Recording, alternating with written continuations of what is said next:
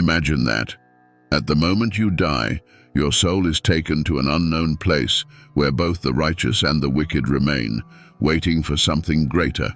What happens after death? Where exactly do souls go, and what do they do while waiting for their final destiny? Today, we will unravel these mysteries based on what the Bible and the ancient Book of Enoch reveal. If you're interested in these mysteries, subscribe to the channel and share your thoughts in the comments. Throughout history, people have wondered what happens after death. Various cultures and religions offer different views on the afterlife. But today, we will focus on what the Holy Scriptures say about the state of the dead, while also addressing some extra-biblical sources. According to the Bible, the afterlife is a complex theme with different phases and experiences depending on one's faith. In the Old Testament, we are introduced to the concept of Sheol, a shadowy place where the dead reside, both the righteous and the wicked. The Book of Ecclesiastes teaches us that in the realm of the dead, there is no work, planning, knowledge, or wisdom, highlighting that it is a neutral place, a kind of waiting.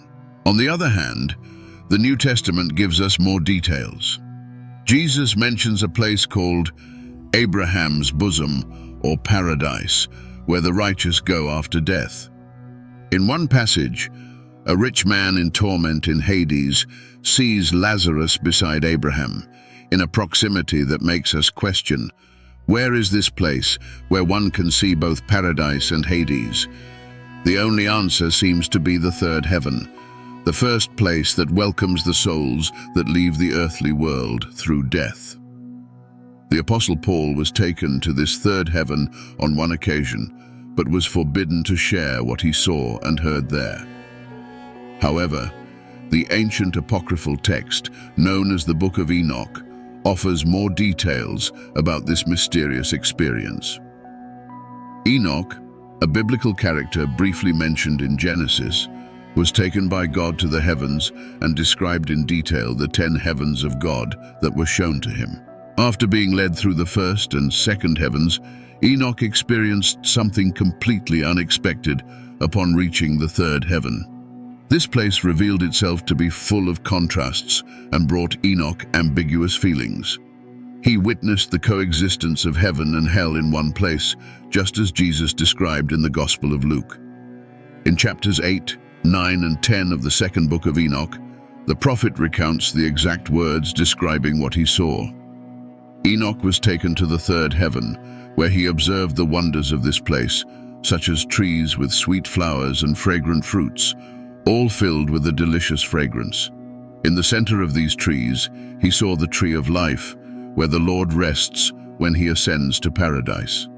This tree was indescribably beautiful, with a golden, bright red form appearing like fire, and its fruits were of all kinds. According to Enoch, paradise is situated between corruption and incorruptibility. 2 streams flow from it, producing honey and milk, as well as oil and wine. These streams divide into 4 parts and calmly descend into the paradise of Eden, remaining between corruption and incorruptibility. Upon seeing these wonders, Enoch exclaimed about the sweetness of that place. And the men who accompanied him explained, "This paradise was prepared for the righteous, those who endure offenses, turn away from iniquity, judge justly, feed the hungry, clothe the naked, lift up the fallen, help the wounded orphans, and walk blamelessly before the Lord." However, Enoch was also taken to the northern side, where he was shown a terrible place. There, he saw all forms of cruel darkness, a dense and unlit darkness. There was no light, only a dark fire that constantly rose. A river of fire flowed throughout the place, which was surrounded by ice, thirst, and tremors, with cruel chains and fearsome angels bearing furious weapons, inflicting merciless torture. Upon seeing this, Enoch lamented the dreadfulness of that place.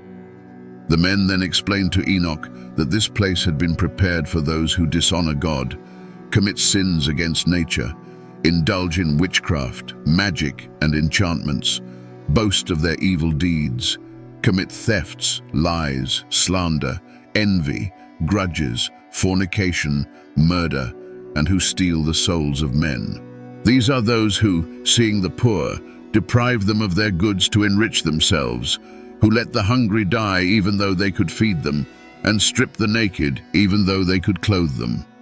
Those who ignore the Creator and worship lifeless, empty gods who cannot see or hear, and who build carved images to bow down before impure works. For all of these, that place is prepared as an eternal inheritance. Thus, according to Enoch's account, it is possible to understand where the souls of the dead are located. However, the Book of Revelation describes a future resurrection and final judgment, where the dead will be resurrected and judged according to their deeds. According to Revelation, this is the final judgment. All the souls in the third heaven will be summoned before the throne of God to be judged. After this judgment, believers are promised eternal life in a new heaven and a new earth. Meanwhile, the wicked will face eternal separation from God. So, what are the deceased doing now? According to the Bible, the righteous are in a state of peace and comfort, awaiting the final resurrection and eternal life with God. The wicked, on the other hand, are in a state of separation and torment, also awaiting eternal judgment. The Book of Enoch, which supports the words of Jesus and the testimony of the Apostle Paul, as well as various cultural beliefs, adds layers of complexity and variations to this understanding. The descriptions of heavens and hells, judgments and rewards reveal the depth of humanity's search for answers about the afterlife and the final destiny of our souls. I hope this exploration has enriched your understanding of what awaits us beyond this life. We will continue to unravel the mysteries of the Scriptures and seek the answers that have intrigued us for so long. God bless you, and see you next time.